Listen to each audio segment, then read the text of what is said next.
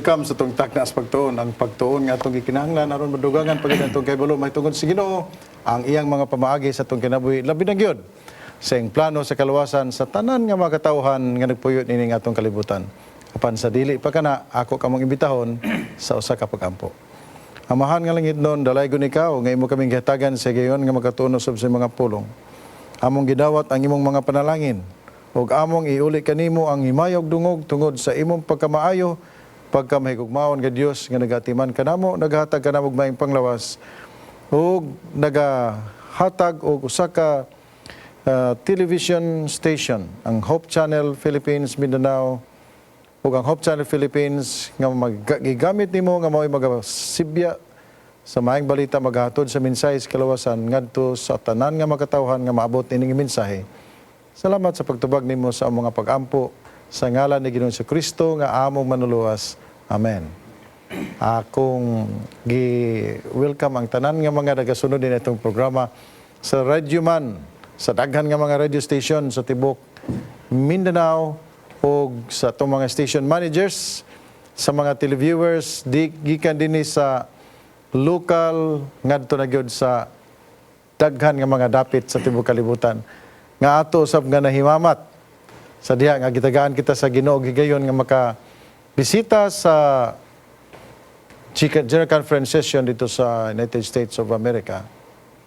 Daghan mga kaigsunan nga di lang nato ma-mention ang ilang tagsa-tagsa ka mga pangalan, pero nasayod kami nga ni akamo labi na gid sa Philam Church dinadapit sa dool sa San Francisco, sa Chicago, sa Texas, Arlington, sa uban pa nga mga dapit sa New Mexico, Albuquerque, mga Herbolingo family, ug uban ka mga kaigsoon na binagid sa tong kaigsunan sa Bakersfield. Din murag taas-taas ang akong panahon nakikauban kaninyo. Ug labi na gid welcome nato ang ato ang mainstay, dugay na pud may magkita pero nagkita ra kita dugay pero di gyapon ko makalimot. Dr. Roger Namos. Welcome, Doc, sa ato ang takdas pagtuon. Salamat, Pastor. Daghan ang imong mga viewers dito nga nang regards nimo ug ni Ma'am Shai. Thank you. So dili giday nato ingon nga simple-simple lang ang atong pag-broadcast dinhi kay ginatan-aw kita sa daghan nga mga katawhan. Ug siguro sa sunod atong kuhaon ang lista sa atong mga viewers, at least ma-mention nato sila. Pero sa pagkakaron sufficient na kayo nga ato silang mapaybalo nga gi-recognize nato ang ilang pagsunod ug labi na gyud sa atong partnership sa matag iglesia sa Hope Channel Philippines. Yeah. So ato silang abi-abihon karong takna, Pastor. Og pasalamatan po nako ikaw kay during sa absence sa ato ang trio, Ma'am Shai, ikaw ug ako, nakahimo ka pag connect sa uban nga mga pastors o mga workers sa ni Pastor Sammy Pagunsan og ni Ma'am Pinky. Salamat kayo nga inyong gihimo ang programa sa Taknas Pagtuon samtang wala pa ang inyong mga kauban. Gahom na sa Ginoo, Pastor, paggiya niya. Praise the Lord. Bisan wala ka, makapadayon ang programa sa takna sa pagtuon. Madagingon nga sigurado ni gyud ko nga dili gyud maundang ang programa bisan wala si Nelson Paulo o Ang Ginoo mangita og pamagi. Mangita og pamagi. So ang atong leksyon karon paborito ni siya ni Ginoong Kristo. Kay ang iya maning masterpiece, Jesus Christ or Jesus, the Master of Missions. Si Jesus Christ di ang Master of Missions. So ang atong memory verse atong basahon kini Doc. John 20:21. Doon ay kalabigitan diya kini diya ang mission. Tingala ko nga ang memory verse sa Master of Missions ang Juan 20:21 nga murag wala man guys got may tungod sa mission. Ato basahon ang Juan 20 versikulo 21. Og si Jesus miingon kanila pag-usab, ang kalinaw magauban kaninyo. Maingon nga gipadala ako sa Amahan, mauman usab igapadala ko kamo. Kining mo sulti kag kalinaw, Dok. Ipadala ka sa ka dapit aron magahimo ka sa imong misyon dayon. Magaingon nimo ang nagpadala. Sige, ang kalinaw magauban kanimo.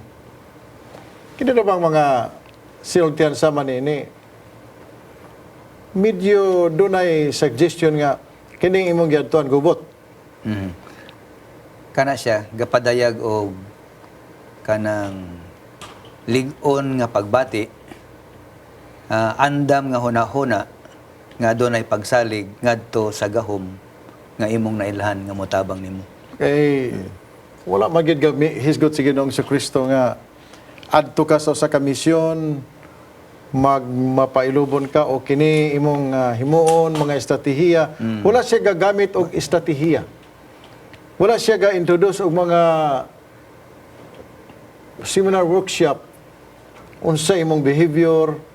Ang iyang pulong ang kalinaw. Yeah. Peace be unto you. Ito yun. Mao na. Marabag, kung ako'y gisultihan mo, kayo ko nga, di na lang siguro kumantuan kay kanang imong giskutan, ang kalinaw mo mag, ang akong atuon, kagubot pag yun. Kagubot. Ga-expect pa kagubot, Dok, sa diha nga magahimo ikaw og misyon. Ang situation, Pastor, kung gibati nimo nga ikaw gipadala sa Ginoo, taliwala sa circumstance nga imong matubang, tungod sa imong pagsalig sa orientation nga imong nadawat gikan sa gahom nga imong sa din imong kaugalingon connected, ang kalinaw magpabilin di kanimo. Kay ang punto ni Ginisos, taliwala sa negatibo, ikaw mahimong positibo. So nagpabilin ang pagkamalinahon di kanimo. Gisulti na lang ni sa Ginoo kay nahibalo siya nga adto gid ka padulong sa rough seas. Yeah. Sa imong pagbiyahe, kusok-kusuhon ka gyud sa dagko nga mga balod, sa imong pagmisyonero. Ano siya? Wala siguro usa ka misyonero nga ang iyang gihimuan og misyon lunlon kalipay o lunlon nga mga maayo nga mga butang kay basta misyon gani gahisgot ka na siya og lahi nga klase nga responsibilidad. Dunay ang ilalom ana nga pulong sakripisyo, Pagsabot, adjustment, labi na gyud. Kay kining gihisgutan din wala lang ni siya gihisgot og mission sa imong isig ka tawo nga makasabot na nimo. yeah. Kay si Ginoong Kristo mao man gyud ang iyang tuyo, ang mission man gyud. He is a mission-driven God. Ug ang Trinity, God the Father, God the Holy Spirit, God the Son, God the Son, God the Holy Spirit, ang ilang common denominator, mission. O kini nga mission, nga maoy gitawag og blueprint sa langit, alang sa iyang iglesia, atong gikopya karon, ug mao kining ang Hope Channel, ang takdas pagtuon, is also driven by mission. Gihimo ang Hope Channel programs. Ang tanan nga mga programs din wala tagahimog entertainment to gratify sa tao, kundili gahimo kitag programa aron madala ang mga tao ngadto sa tiilan ni Ginoong Kristo. Mo nang tumong. Mao na siya ang focal point. Si Ginisos, mao ang implementor. Siya ang initiator, implementor. Implementor. Sa diin, ngani siya diri, aron nga mahimog model. Mahimog model. O ang tanan nga tao nga mo connect kang Kristo Isos, way lain nga modelo dito ang basihanan. Dito ang basihanan. Kay si Kristo maong ehemplo, maong model. Modelo si Kristo gyud. Muna nga ang kalinaw magpabilin diha sa tao nga na connected o founded diha kang Kristo Isos nga taliwala sa kagubot, taliwala sa pagkuso-kuso sa balod, ang kalinaw magpabilin sa initiative o creativity sa pagpadayon sa mga mission. Tinuod ka na, Dok, o nagahatag ka na o maayong pag-unahuna sa atong mga viewers. Kay kining mission nga gihimo sa nga gitawag si Ginoong Kristo nga master of sa mission, dili doctorate ang term nila. Master lang siya. Yeah. Pero ang pulong master, nana din na ang giload na din na ang tanan nga mga ingredients sa imong pagkamaayo nga misyonero. Yeah. Na lahi ang connotation ka ng magbaton ka gani masteral degree, doctoral degree Lahi to na that siya. field only. Pero kaning master nga nakang Kristo is everything because na kaniyang omnipotent, omnipresent, and Omniscient. omniscient. Naibalo sa tanan. Sambal. O kini di ang mission ni Ginoong Kristo do. Primarily Jewish centric kini siya. Yeah. Jewish centric. Didto ni siya ga-focus gyud sa mga Hudyo. Hodyo.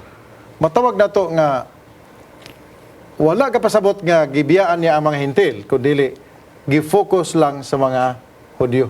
Aha. Dili ni siya paghatag og prejudice sa mga hintil kundi paghatag og emphasis sa iyang misyon nga Yeah. tuag yun sa mga Hudyo. Mhm. Matawag na to nga doon na siya concern sa iyang kaugalingon nga rasa, Rasa. sa iyang kaugalingon nga pamilya, which is pare-pareha ra pud sa ato nga kung naa may misyon nga atong himuon karon, ang una gyud nga pinakadako nga misyon nga atong himuon, family, Family.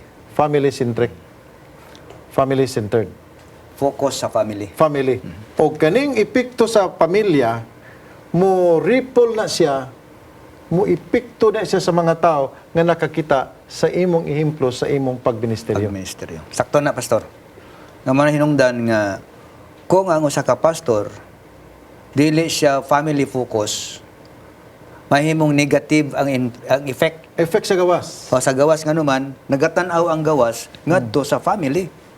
So hinungdan nga si Krisos iyang gihatag ang modelo sa pagministeryo, sa mission nga ang family, angay gyud mauna nga naman kung lig-on ang family, mulig-on po dayang environment, relationship Ang mga tao environment. nga nakakita sa gawas, makaingon nga nindot ni nga klase nga panimalay. Yeah. Ang ilang kinaya, ang ilang pagtinagdanay, gusto pod mi nga may sama kanila. Yeah. Kana siya nga epekto sa imo ang kinabuhi. Usa ka dako nga mission. Gitawag ka nag mission field around you. Nga wa kay kalibutan nga ikaw nagahimo dayeg sa mission. Yeah. Nabalik ta ni Ginoo Kristo nga ang iyang primary focus mao gyud ang hintil, Israel. Hudyo. Israel. Ang Israel tungod kini kay tunay dako kaayo nga tulubagon ang mga Hudyo sa ilahang pagkatinawag. Yeah.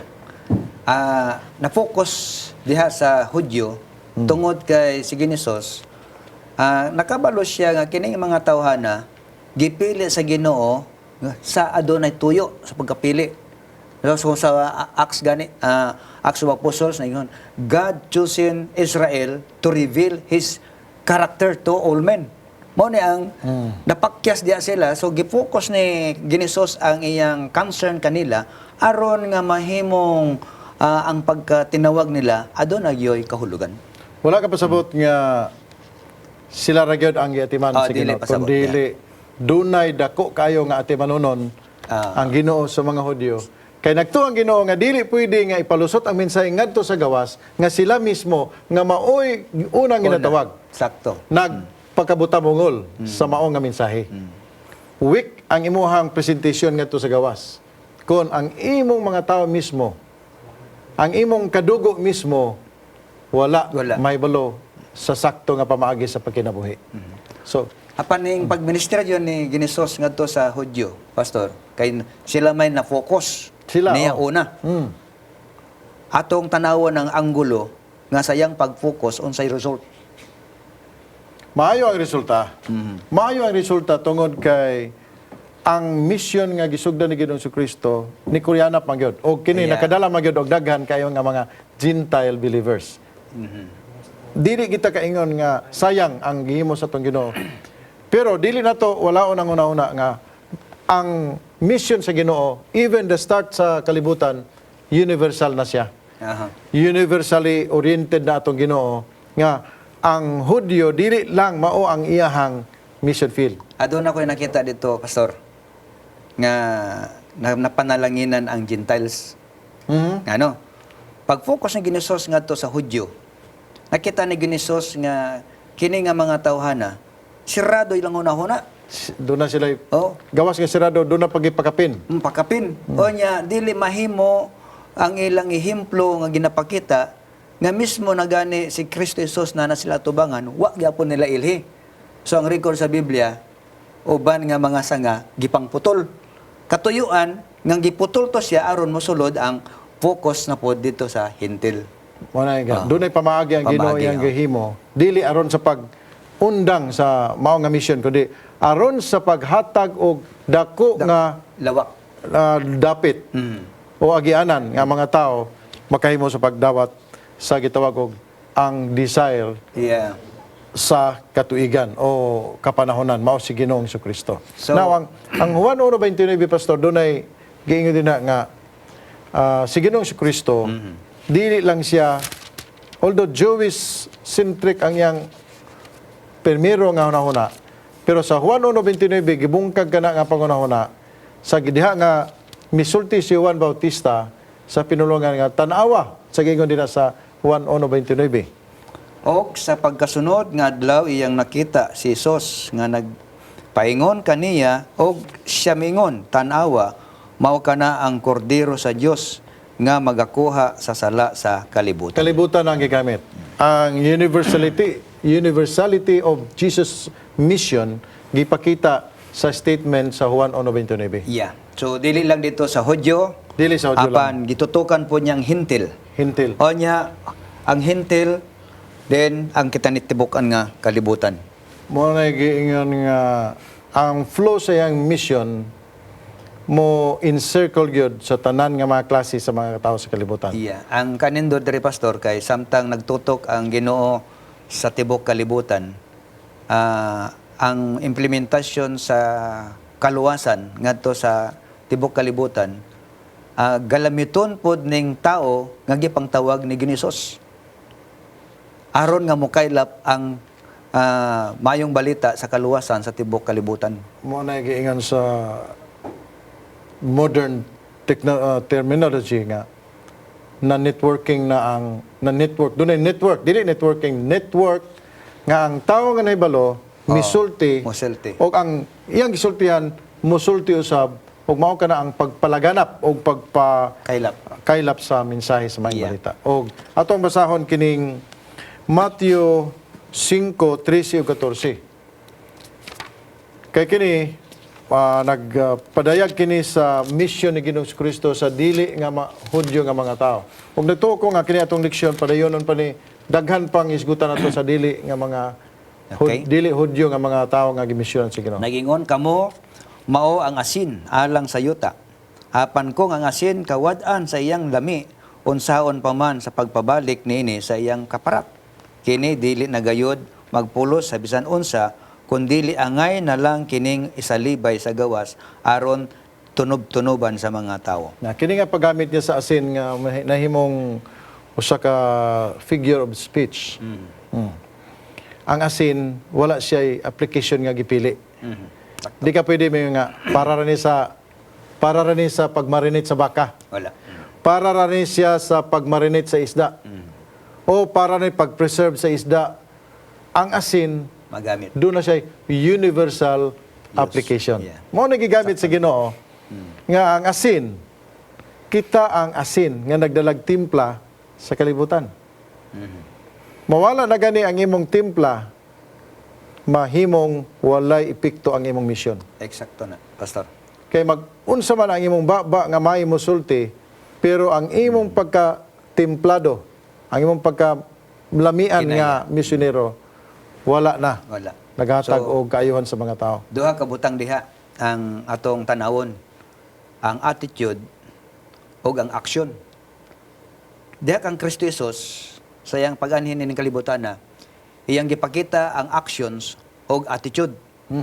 So kung ang tao na focus sa action apan wala kaniyang attitude, walay gahom. Walay gahom. Walay gahom.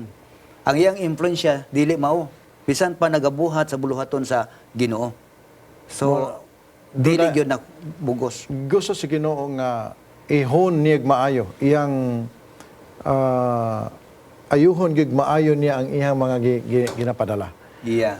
Mga human missionaries nga dunay kaugalingon nga mga human weakness. Gigamit sa Ginoo og gihatagan niya og inspirasyon pinagi sa barang espiritu nga mao'y magdala sa ing mensahe ngadto sa mga tao nga lisod gyud kay patuhon sa mensahe. Abi niyo pastor, sa paggamit sa Ginoo sa mga katawhan aron ang plano sa kaluwasan mo kaylap sa tibok kalibutan. Gusto niya nga ang iyang ipadala mahaom diha sa iyang kinabuhi. Mana nga pag-ingon ni Ginisos nga iniini nga bato akong tukuron ang akong iglesia, buti pasabot ang mga tao ngayang tawgon kinahanglan matukod diha kang Kristo Jesus. Nga ang kinabuhi ni Ginisos maimpluwensya sa ilang kinabuhi nga ang hilig ni Ginisos mahimo pinalang hilig. Aron nga kining kaluwasan mo kaylap sa tibok kalibutan. That's correct. Yeah. O gani sa diha nga gilansan na gyud ang atong Ginoong Jesucristo. Human siya malansang og siya gilubong. Yeah. Dayon nabanhaw do na pay 40 ka adlaw ang gap aya siya misaka sa langit. Misaka. Sumala sa record sa Balang Kasulatan. Sakto. Og kining 40 ka adlaw wala nalimot ang Ginoo sa iyang responsibilidad. Kining 40 ka adlaw iya ning gihimo nga pagpreparar sa iglesia sa ilang dako nga responsibilidad. Kaya nasayod siya nga dili na siya pwede makikauban pa kanila. Yeah. Nahuman na ang iyang term. Tulo ka tuig kape nakikauban siya sa mga apostoles, ga training siya mga Bachelor of Science, Major in Theology. Ang uban Master of City Mission, ang uban Master of Barangay Mission, na uban Master of Government Mission, gidivide niya ang iyang mga katawhan. Wala siya nalimot nga sadya nga gikuha siya sa Dios gikan sa lubnganan ang pagpreparar sa iyang mga katawhan para sa mission gihapon. Sa ato pa si Ginoong Jesucristo usag yun katawo nga Master of Mission. Ang iyang kinabuhi galibot yun so sa kaword nga maong mission. O kana nga mission mao na siya ang nakapadani kanato nga nahimo kita nga iyang mga katawhan ug mahimo usab ang mga televiewers nga sama sa kagustuhan sa Ginoo nga mahimo mga missionaries. Okay. Ang metodo ni Ginisos nindot kayo. Nga naman imong tanawon within 3.5 years ngayang pagmatuto sa Sa tao. mga disipulos. Wa niya gihulat nga mabautismon sa sila para matuto. Dili.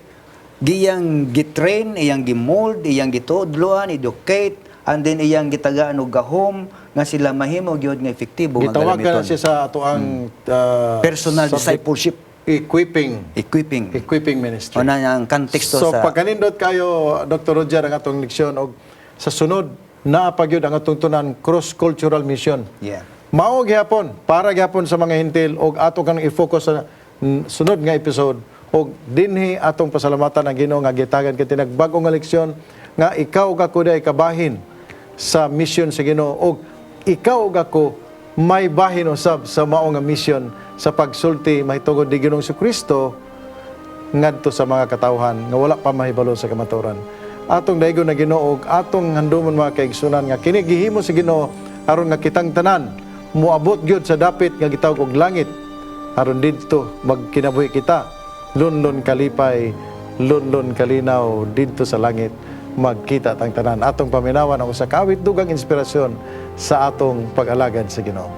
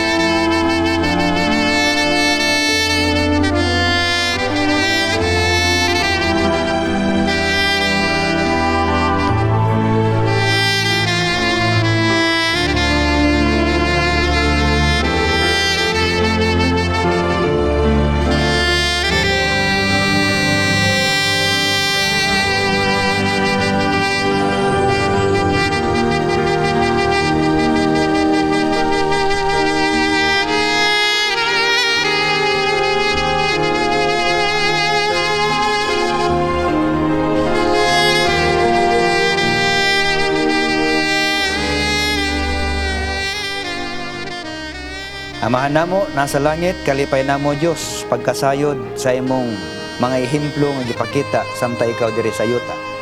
Amo hangyo ang gahom sa balang espiritu nga kami magnunot diha kanimo. Ang imo impluwensya mahimo namo impluwensya diha sa mong panimalay. Nga kini nga impluwensya mo gawas ngadto gikan sa panimalay aron ang plano sa kaluwasan mo kaylap sa tibuok nga kalibutan. Salamat amahan sa imong pagpanalangin kanamong tanan, apel ang mga televiewers nagapaminaw sa mga radio o nagkalain nga station o kaming tanan mabenepisyuhan sa imong grasya sa ngalan ni Jesus manuluwas. Amen.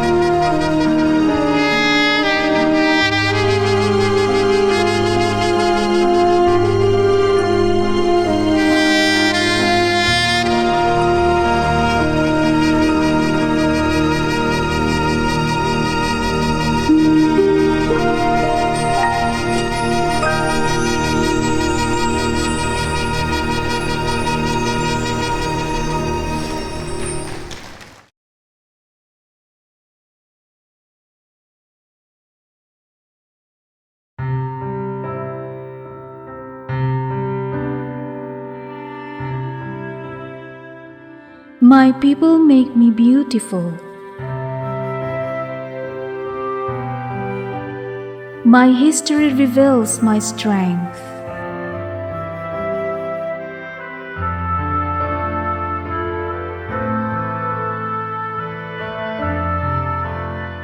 Adversity taught me the power of forgiveness.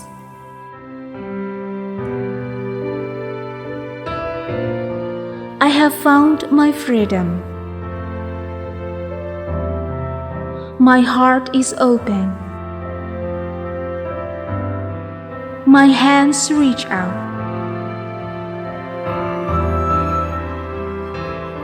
I am the Seventh-day Adventist Church.